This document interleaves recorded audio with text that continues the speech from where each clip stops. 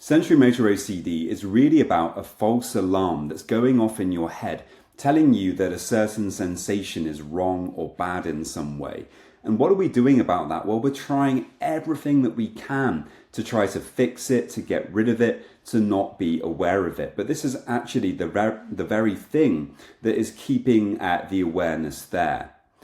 So there's something here called the Green Goblin Effect. Often it's called the pink elephant effect, but actually I prefer the Green Goblin Effect. It's a bit more fun.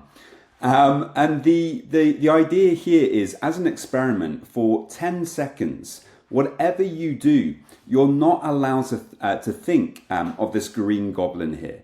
You want to close your eyes. You're not allowed to have, that green goblin popping up into your consciousness at all for these 10 seconds.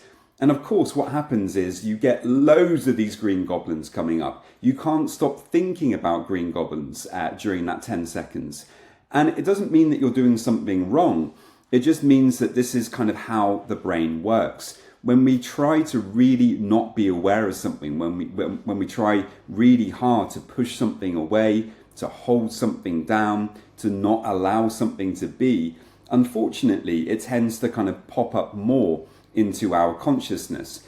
If you take the example of a metaphor of a beach ball, if you're trying to hold a beach ball under the water, you can do that for a certain amount of time, but at some point it's going to come back up to the surface, but it's not just going to float gently up. Typically it will explode through the surface, and it's going to be right there in your face more than ever.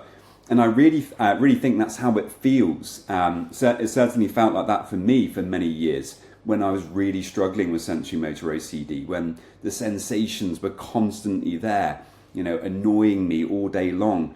I found it so hard to concentrate on things. I found it so difficult to be fully present with the people I cared about, because I kind of felt like if these sensations are here, that's just going to ruin everything and it's going to make me feel awful. I'm never going to be able to be happy. And we start telling ourselves a story about that awareness, which ultimately just ends up, with us giving it more and more energy and with us being more and more focused on it. So within sensorimotor OCD, there's this kind of idea of a kind of broken alarm system, where effectively what's going on is, you become aware of the sensation, and the sensation on its own isn't actually that bad. The thing is, what we've done is we've persuaded ourselves over time that it is bad. Previously it would have been neutral, it wouldn't have really been a problem at all. You could have become aware of it and then forgotten about it and moved on with your day. But unfortunately, what's happened is this kind of false alarm system has taken over. And, whenever that sensation pops up into your head, we get huge anxiety. This alarm system goes off. It tells us it's dangerous, it's bad, that we need to get rid of it. And so what do? Well, we actually try to get rid of it, which just reinforces the idea to the brain that it is bad. And it's a kind of negative cycle that you get yourself stuck in. The more that we're aware of it, the more frustrated we get, the harder we try to kind of work to get rid of it, which only makes us more aware of it. And, this is really the false alarm system in action. So what can you start doing about it? Well, radical acceptance. Really, what do I mean by this? Well, it's actually okay to be aware. This is one of the first steps that you really have to work on, and that we work on in the program for sensorimotor OCD. If you're interested in learning about that, you can head over to my website at robertjamescoaching.com and book in there for a free discovery call. But yeah, it's really about learning how to bring much more acceptance, compassion, and kindness to the sensation. It's not bad per se, it's the story that we've created about it. And that story can really take over time, where we're convinced that as long as we're aware of this thing, it's going to ruin everything. It's not. What you have to do is to learn to bring more tolerance and acceptance to it. When you can do that, you begin to stop noticing it quite so much.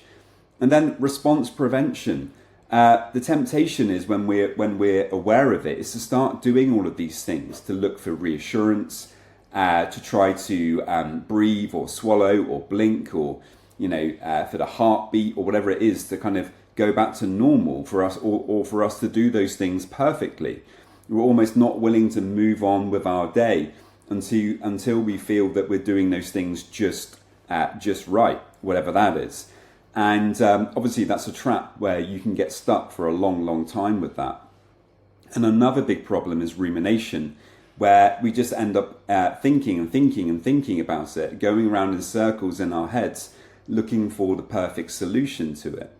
And then there's mindful shifting, or I like to call this the spotlight of attention, which is when you try to make sure that, your spotlight of attention is focused on your values, your goals, the things in your life that you really do want to pay attention to, rather than constantly keeping that spotlight, on the imperfection of the sensorimotor OCD.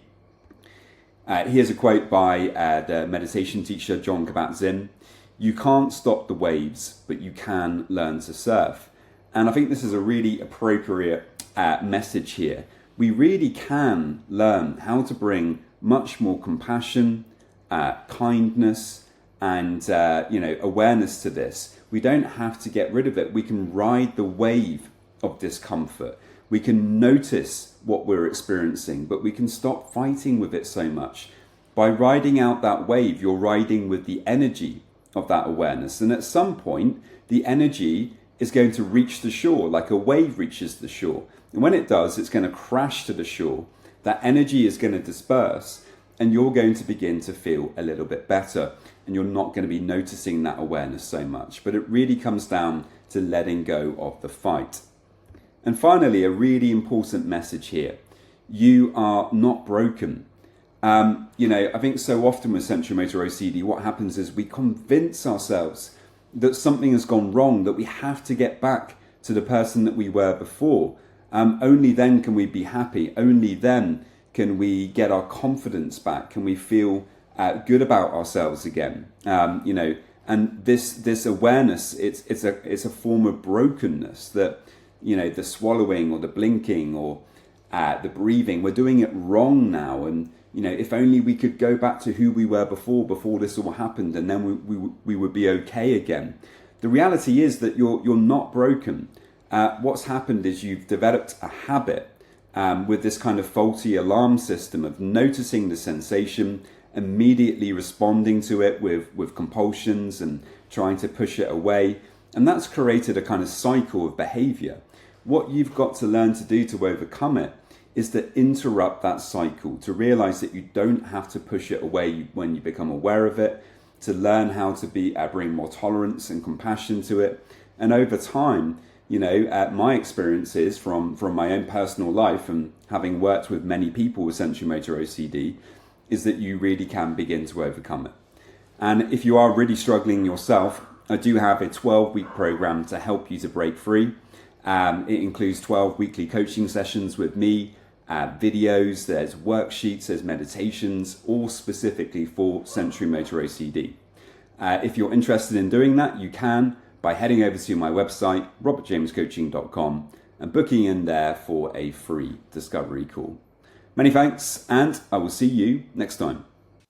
This video is for education only. It's not therapy or medical advice. If you're struggling, please speak with a licensed mental health professional.